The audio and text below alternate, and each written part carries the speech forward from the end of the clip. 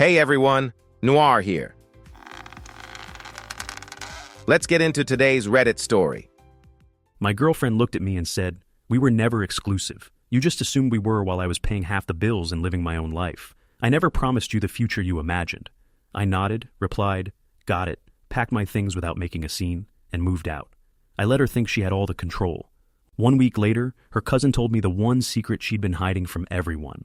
I am 34 years old, and 3 weeks ago, I walked away from what I believed was a 2-year relationship. The truth was, I was the only one who thought we were actually together. She enjoyed everything that came with having a committed boyfriend while I played the part. Later, she called me nothing more than a convenient roommate. We met at a mutual friend's barbecue on a Saturday afternoon in late spring. It was one of those perfect days when everything seemed possible. She was standing by the grill laughing at someone's joke. Then she turned, looked at me, and I had one of those cliché moments people always talk about. She was smart, funny, and had this energy that made everyone around her seem happier. We started talking that afternoon and kept the conversation going for hours. Before I left, we exchanged phone numbers. We started texting that same night. A week later, we went on our first date. We had dinner at a casual Italian restaurant, then grabbed drinks downtown. We stayed so long the staff started stacking chairs before we finally left. I walked her to her car. She kissed me goodnight, and everything felt easy and natural. By the 3rd month, we were basically living together. She stayed at my apartment almost every night. Her clothes filled part of my closet. She had a bathroom drawer with her toothbrush and skincare products. Her shampoo stayed in my shower, and her favorite coffee mug sat in my cabinet. Around 6 months in, she suggested we rent a place together. She said it made more financial sense since we were already spending every night together. Why keep paying for 2 apartments when we could split one? I agreed right away because it felt like the obvious next step. We found a nice 2-bedroom apartment in a good neighborhood with parking, close to both of our jobs, and signed a 1-year lease. I remember how excited I was carrying boxes inside that first day. I truly believed we were building a future together. For the next 1.5 years, we lived like any committed couple. We split the rent and utilities evenly, took turns cooking dinner. She made pasta on Mondays, I grilled chicken on Wednesdays, and every night we watched our favorite shows together. She introduced me to crime documentaries, and I got her hooked on stand-up comedy. We attended her family gatherings, and she came to mine. Holiday dinners, birthdays, random Sunday brunches, we did it all together. My parents loved her. My mom even called her just to chat. My friends liked her too, and always invited us as a couple. Everyone believed our relationship was solid, so did I. I was already thinking about the future. I had looked at engagement rings online a few times, just to get ideas. I figured maybe the following year, I would propose during a vacation. I wanted it to be romantic but simple. She once told me she hated public proposals, so I planned to keep the moment private. I had even started putting extra money aside every month in a savings account called Future Plans. Then everything changed. It was a Tuesday evening near the end of October, about a month ago. I had just come home after a long day filled with back-to-back meetings and deadline pressure. All I wanted was to relax on the couch, order takeout, and watch something with her. She was already sitting there scrolling through her phone. She barely looked up when I walked in. "Hey," I said, as I dropped my bag by the door and took off my shoes. "Hey." I went into the kitchen, poured myself a glass of water, drank half of it at the sink, then came back into the living room. "What do you want for dinner?" I asked. "I can order something." "I already ate." I stopped for a second. "Oh, when?" "Earlier." I sat down on the other end of the couch and put my glass on the coffee table. "Who did you go with?" She finally looked up from her phone. There was something in her face I couldn't quite place. Maybe irritation. "Does it matter?" "No," I said. "I was just asking." "A friend." Her tone immediately felt different, short, defensive. "Okay. Which friend?" "You don't know him." "Him?" She set her phone on her lap, with the screen facing down. Now the irritation was obvious. "Yes, him. A guy friend. Is that a problem?" "No, I just didn't know you had guy friends I'd never met." "I have plenty of friends you haven't met." "All right, fair enough." She picked up her phone again, and the glow from the screen lit her face. The conversation was clearly over, but I couldn't stop thinking about it the rest of the night. Her defensive attitude, the secrecy, and the fact that she had gone to dinner with a man I had never even heard of, and only mentioned it because I asked, didn't sit right with me. We usually told each other everything about our day. That was just our routine. This felt different. It felt like she was hiding something. Over the next week, I started noticing little things. On their own, they didn't seem like much. But together, they painted a picture. She'd tilt her phone away whenever I was close. If she got a call, she'd walk into the bedroom and shut the door. She started going out with friends more often, but never said where she was going or who she was meeting. She'd come home later than she promised, always blaming traffic or saying she'd lost track of time. I have never been the jealous type. I've never gone through someone's phone or demanded an explanation every time they left the house. But this didn't feel normal. It felt intentional, like she was keeping part of her life completely separate from me. So I asked her about it. The following Monday evening, we were sitting at the kitchen table. I had made penne with marinara sauce and garlic bread, nothing fancy. She barely touched her food, just pushed it around her plate. Her phone sat face down beside it. "Can we talk about something?" I asked, putting my fork down. "Sure. Are we okay?" She looked up. "What do you mean?" "I mean us. Is everything okay? Is something going on?" "Yeah, why wouldn't it be?" "You've seemed distant lately, kind of secretive. If something's wrong, I'd rather hear it from you than keep guessing." She leaned back in her chair and set her fork down. "Nothing's wrong. I've just been busy." "Busy with what?" "Work, life, friends, normal stuff." "Friends?" She frowned. "I don't know what this is. Are you interrogating me?" "No," I said. "I'm asking my girlfriend a simple question." I expected to feel angry, but I didn't. I felt embarrassed. Embarrassed that I hadn't seen it sooner. Embarrassed that I'd made assumptions. Embarrassed that I had spent 2 years with someone who apparently saw me as nothing more than a convenient living arrangement. Someone to split the bills with until something better came along. About a week after I moved out, I got a message on social media from her cousin. We'd met several times over the years at family holidays, birthday parties, and other gatherings. We weren't close, but she had always been friendly and seemed like a genuinely kind person. Her message said, "Can we talk? It's about her. There's something you should know." I stared at it for 5 minutes before replying. Part of me wanted to ignore it. I didn't want to get pulled back into her drama. I didn't want excuses or explanations. But I was too curious. I replied, "Sure. What's going on?" She answered, "Can we meet for coffee? I'd rather not say this over text." The next day we met at a cafe downtown. She was already there, sitting alone in a corner booth. She looked nervous, constantly glancing around as if she didn't want anyone to see us together. "Thanks for coming," she said, stirring her coffee even though there was nothing left to mix. "No problem. What's this about?" She took a deep breath. "I need to tell you something about her, about what she's been doing behind your back." "Okay. She's engaged." For a second, I couldn't even process the word. "What?" "She's been engaged for 6 months. It's a guy she met at work. They're getting married in the spring. I think the wedding is in April." It felt like the ground disappeared beneath me. "Engaged?" "Yes." She told the family during a dinner back in May. She asked everyone not to post anything online because she wanted to keep it private until the wedding got closer. She said they wanted to enjoy being engaged without everyone else getting involved. I just stared at her. "Why are you telling me this?" "Because you deserve to know. What she did to you was wrong. She was living with you, letting you believe you were in a real relationship, while planning a wedding with someone else." "Does he know about me?" She shook her head. "No." She told him she lived with a female roommate. She made up a story about a college friend needing a place to stay. He travels for work most of the month, so he'd never been to your apartment. She made sure the two of you never met. I sat there trying to make sense of it. "So she was lying to both of us?"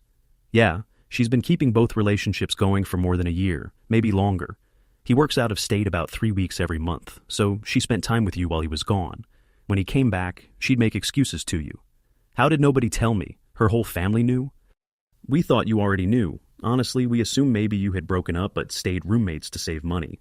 Or maybe the two of you had some kind of agreement." She paused before continuing. "It wasn't until dinner last week. My mom mentioned how strange it was that her real boyfriend never came to family events. That's when everyone realized you had no idea." "So your mom knew?" "Everyone knew about him, about the fiancé. None of us realized you didn't." "She kept you completely separate from her real life," her cousin said. "You were compartmentalized."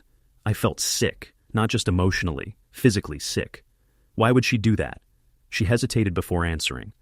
"Honestly, from everything I've seen and heard, I think she wanted to keep her options open. She liked having security. You were dependable. You helped with the rent and the bills. You made her life easier, but he has money, family connections, everything she wanted for the future. She kept you around as her safety net while she locked down the life she really wanted with him." "That's insane." "I know. I'm so sorry." I felt like you deserved to know the truth. Once I realized what had really been going on, I couldn't stop thinking about it. I thanked her for telling me. I paid for both of our coffees, even though she tried to argue. Then I left. I spent the rest of the day wandering around the city, trying to make sense of everything I'd just learned. I walked for hours until my feet were sore and the sun was starting to go down. She had been engaged for 6 months. 6 months while she was living with me. 6 months while we were splitting rent and bills. 6 months while she slept beside me every night. 6 months while she came to my family dinners and acted like she was my girlfriend. 6 months while she let me believe we were building a future together. Then, when I finally questioned why she'd become distant and secretive, she somehow turned it around and made me feel like I was the one who had misunderstood everything. She actually made me feel crazy for believing we were in a relationship. That was when the anger finally hit. Not just anger, rage. The kind that makes your whole body tense. She had taken 2 years of my life, used me, made me look like an idiot, and then convinced me I was the problem for assuming we were a real couple. At first, though, I wasn't even angry. Mostly I felt stupid. Stupid for missing the signs. Stupid for assuming we wanted the same future. Stupid for spending 2 years with someone who saw me as nothing more than a convenient arrangement. Someone to split the bills with. Someone to keep around until she got what she really wanted. About a week after I moved out, I got a message from her cousin on social media. We'd met plenty of times at family holidays, birthday parties, and other gatherings over the years. We weren't close, but she had always been friendly and easy to talk to. Her message read, "Hey, can we talk? It's about her. There's something you should know." I stared at it for a good 5 minutes. I almost ignored it. The last thing I wanted was to get pulled back into anything involving my ex. I didn't want drama, excuses, or another round of lies. But curiosity won. I replied, "Sure." "What's up?" she answered. "Can we meet for coffee? I'd rather not explain this over text."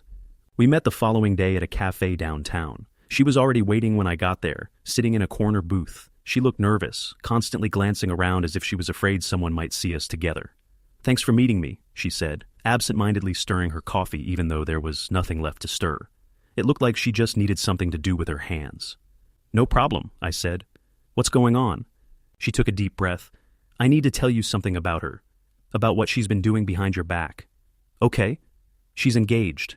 I blinked. For a second, the word didn't even register. "What?" "She's been engaged for 6 months. She met the guy at work. They're getting married in the spring. I think the wedding is in April." It felt like the floor disappeared beneath me. "Engaged?" "Yes." She told the family during a dinner back in May. She asked everyone not to post anything online because she wanted to keep it private until the wedding got closer. She said they wanted to enjoy being engaged without everyone else's attention. I just stared at her. "Why are you telling me this?" "Because you deserve to know the truth. What she did to you was completely wrong. She was living with you, acting like your girlfriend, while planning a wedding with another man. That's beyond messed up." "Does he know about me?" She shook her head. "No." She told him she lived with a female roommate. She made up a story about a college friend who needed a place to stay. He travels a lot for work and is out of town most of the time, so he'd never been to your apartment. She made sure the two of you never crossed paths. I sat there trying to process everything. So she was lying to both of us at the same time. Yeah. She's been juggling both relationships for over a year, maybe even longer. He works out of state for about 3 weeks every month, so the timing worked in her favor. She'd spend time with you while he was gone, then make excuses to you whenever he came back. How did nobody tell me? How did her whole family know and stay quiet? We thought you already knew. Honestly, we figured maybe the two of you had broken up but stayed roommates because of the rent. Or maybe you had some kind of arrangement. She paused. It wasn't until dinner last week. My mom mentioned how strange it was that her actual boyfriend never showed up to family events. That's when we started putting everything together. That's when we realized you had no idea what was really happening. So your mom knew? Everyone in the family knew about him, about the fiancé. None of us knew she had kept you completely separate from that part of her life. I felt sick, not just emotionally, physically sick. Why would she do something like this? She looked uncomfortable before answering. Honestly, from everything I've seen and heard, I think she liked having options. She wanted security. You were stable, reliable, helped with the rent and bills, and made her life easier. He has money, family connections, the whole future she wanted. She kept you around as a backup while she secured the life she really wanted with him. That's insane. I know. And I'm really sorry. I thought you deserved to know the truth. Once I realized what was happening, I couldn't stop thinking about it. I thanked her for telling me, paid for both of our coffees even though she protested, and left. I spent the rest of the day walking around the city, trying to make sense of everything. I wandered for hours until my feet hurt and the sun started going down. She had been engaged for 6 months. 6 months while living with me. 6 months while splitting bills with me. 6 months while sleeping beside me every night. 6 months while coming to my family dinners and pretending to be my girlfriend. 6 months while letting me believe we were building a future together. Then, when I finally confronted her about becoming distant and secretive, she twisted everything around and made me feel like I was the one who had misunderstood. She actually made me think I was crazy for believing we were together. That was the moment the anger finally hit. Not just anger, rage, pure, white-hot rage. She had stolen 2 years of my life, made me look like a complete idiot, used me, and then gaslighted me into believing I was the problem for thinking we were in a real relationship. I unblocked her number long enough to send one message.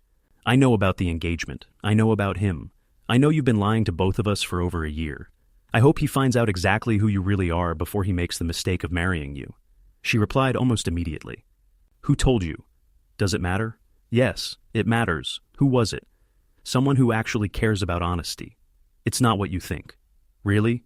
Because from where I'm standing, you've been engaged for 6 months while living with me and pretending we were building a future together.